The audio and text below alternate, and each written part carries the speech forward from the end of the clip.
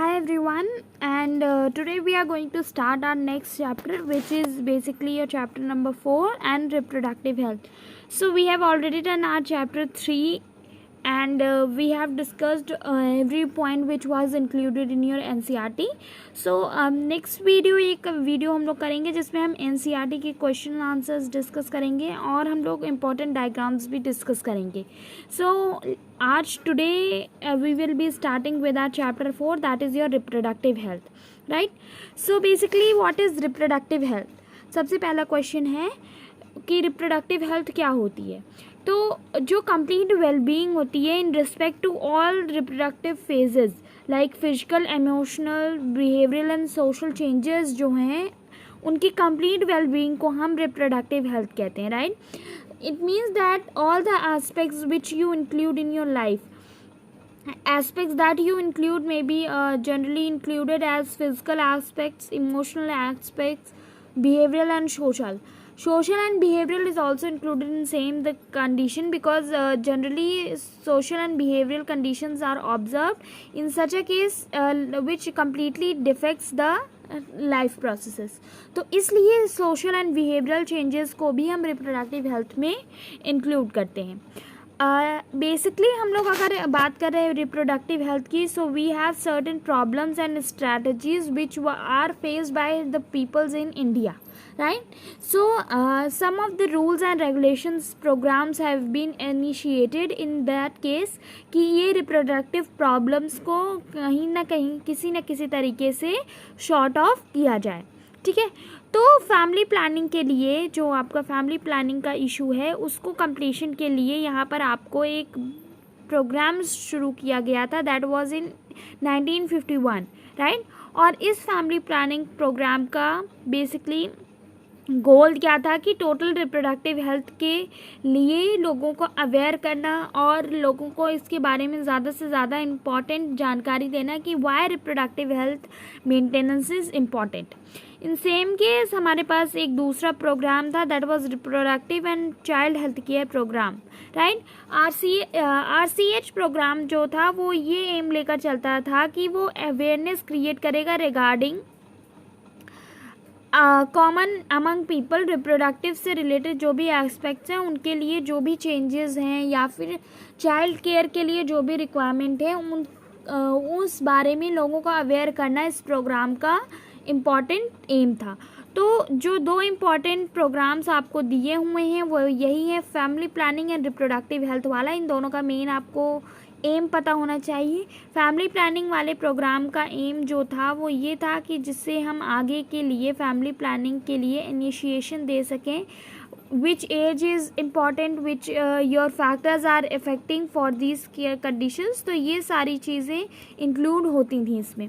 Second जो हमारे पास था वो था reproductive child health care program. So उसका एम था कि लोगों को अवेयर करना है about how to take care of newborn child and how to maintain your reproductive health.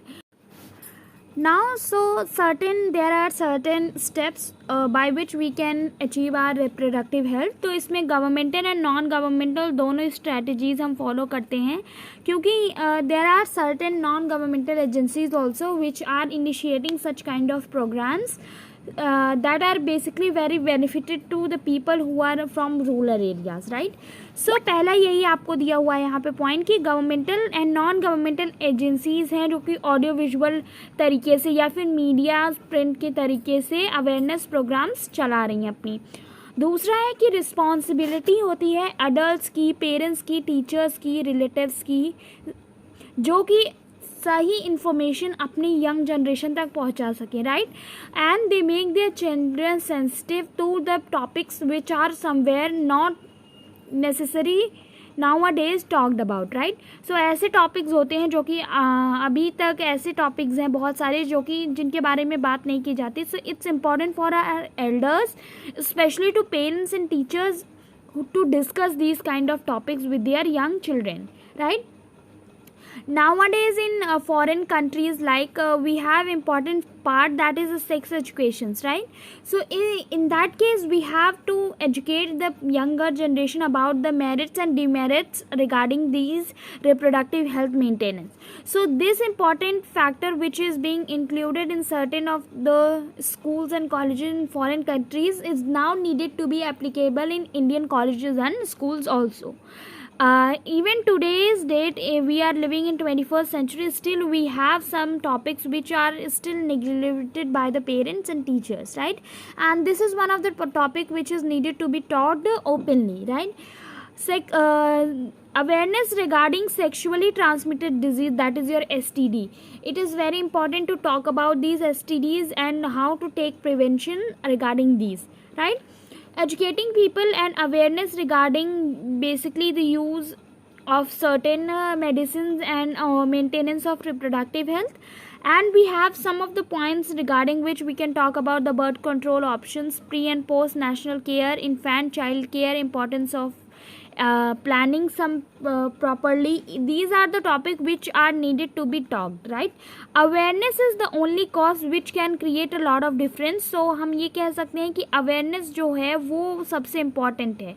अगर हम बहुत सारी चीज़ें हैं जो important points हैं, अगर हम उन्हें neglect कर रहे हैं, but we are creating your awareness regarding somewhere, so it is important. अगर हम awareness create कर रहे हैं तो हम इन सारे points को उनमें इंक्लूड करते हैं कि हमें अगर अवेयरनेस है किसी चीज़ के बारे में, so we can include the importance of certain things, right?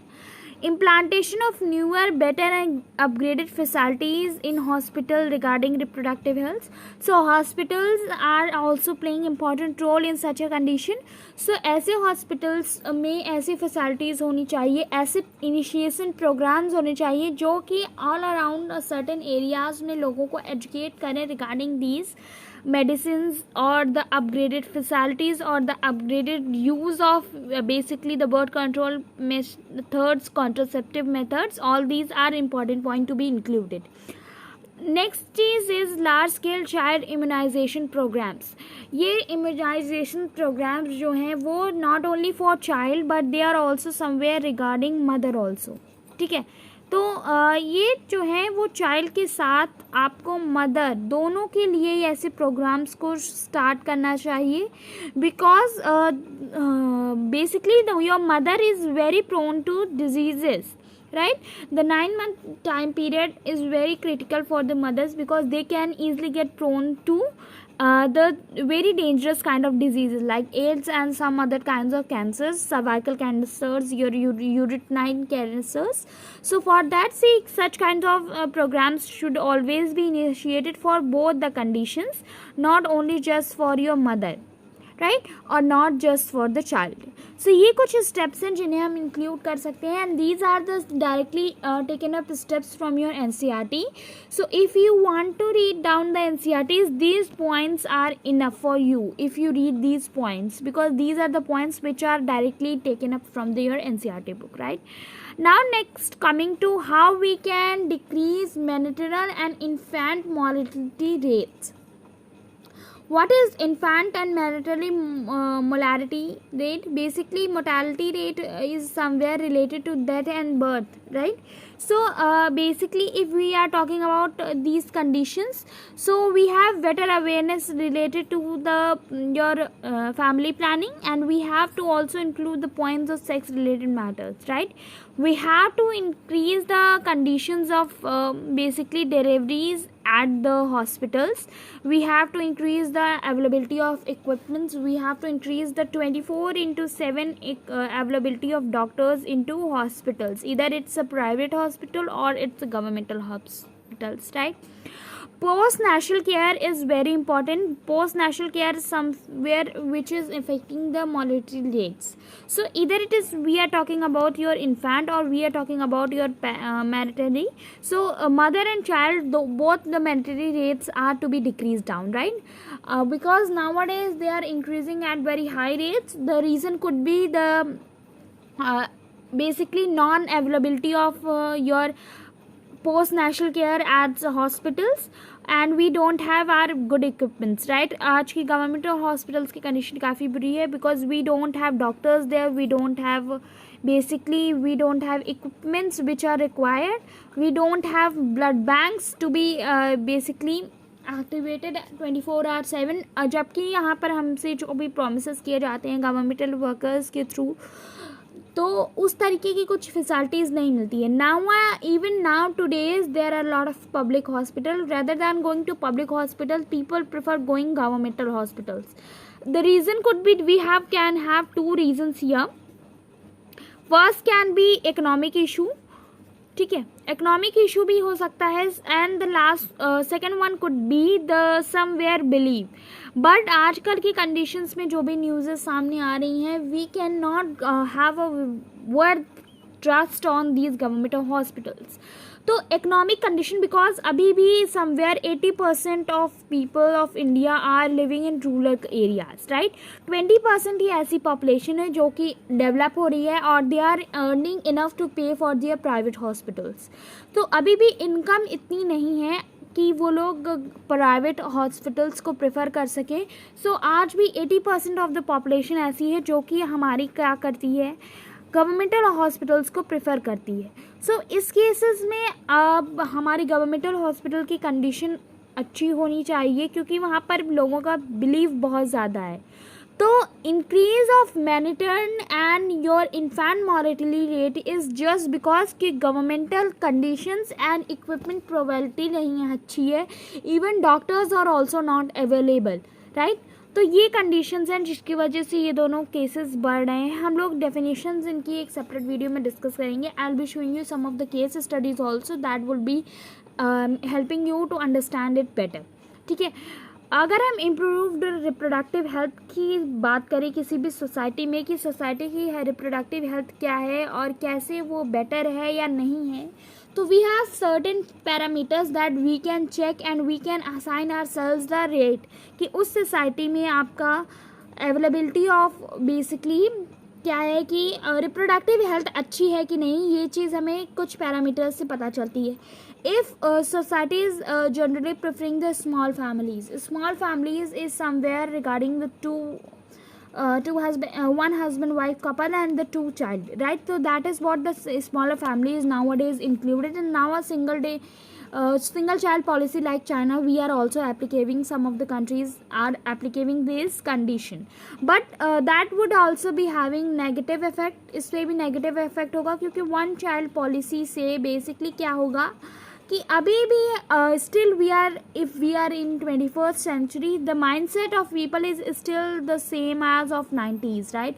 So they would prefer the boy child nowadays because that preference is also not changed. So boy child is nowadays also some of the reason.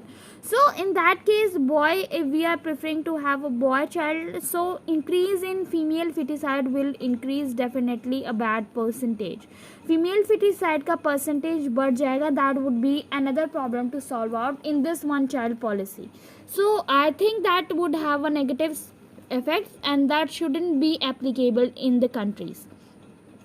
Now अगर हम बात करें हमारे topic की, हम discuss कर रहे थे कि what are the parameters that could decide the improved reproductive health. So पहला जो हमने डिसाइड किया था वो यही था that smaller families are the reason first. Second जो है वो है better detection cure of STDs, right. तो अगर किसी सोसाइटी में STD यानी sexually transmitted disease like your AIDS, तो STDs का परसेंटेज अगर लो परसेंटेज में STDs हैं आपकी, और अगर हैं भी कहीं पर है भी जो भी परसेंटेज है उनका, तो और उनका डिटेक्शन टाइम रहते हो जा रहा है, तो इन दैट केस अगर ऐसा है कि डिटेक्शन और परसेंटेज दोनों टाइम रहते हो जा रहा है और परसेंटेज लो है, so we can definitely say that it has a reproductive health which is in a improved condition.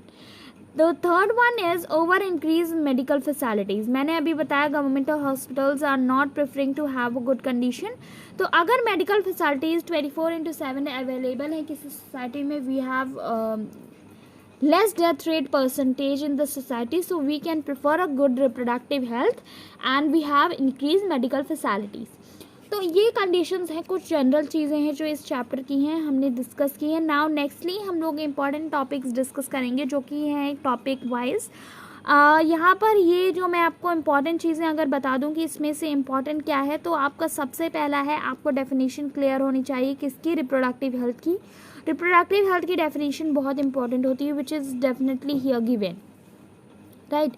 तो ये इम्पॉर्टेंट है आपके लिए कि ये आपको क्लियर हो, ये जितना भी ब्रैकेट में है ये आपको डेफिनेटली क्लियर होना चाहिए। सेकेंड जो चीज़ आपके लिए इम्पॉर्टेंट है वो है reproductive health and strategies along with their problem. तो अगर हम प्रॉब्लम्स की बात कर रहे हैं and we have the governmental strategies, तो हम दो जो स्ट्रैटेजीज है हमारे पास, पहली है कि जिसमें हम बात करेंगे फैमिली प्लानिंग वाले प्रोग्राम की, and second one is basically your what your reproductive child health care program. Aim याद होना चाहिए कि अवेयरनेस क्रिएट करना इसका मेन मोटिव था, awareness regarding the reproductive health related aspects. और फैमिली प्लानिंग था, उसका ईयर आपको याद होना चाहिए, and it was reproductive health attaining goal था इसका। अब यहाँ पर मैंने सर्टन स्टेप्स बताए थे how we can achieve reproductive health. तो इसमें responsibility of parent and children बहुत important है। Parent teacher talk about sexual educations in colleges and school is also somewhere very important. Awareness regarding STDs, still many people in India are not knowing about STDs, the sexually transmitted disease, your AIDS, your gonorrhea। तो इन सारी चीज़ों के बारे में बहुत important है बताना।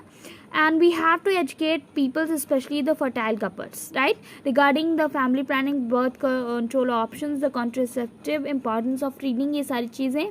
We have to educate people regarding the population explosion, abusive sexual abuse and sex related crimes।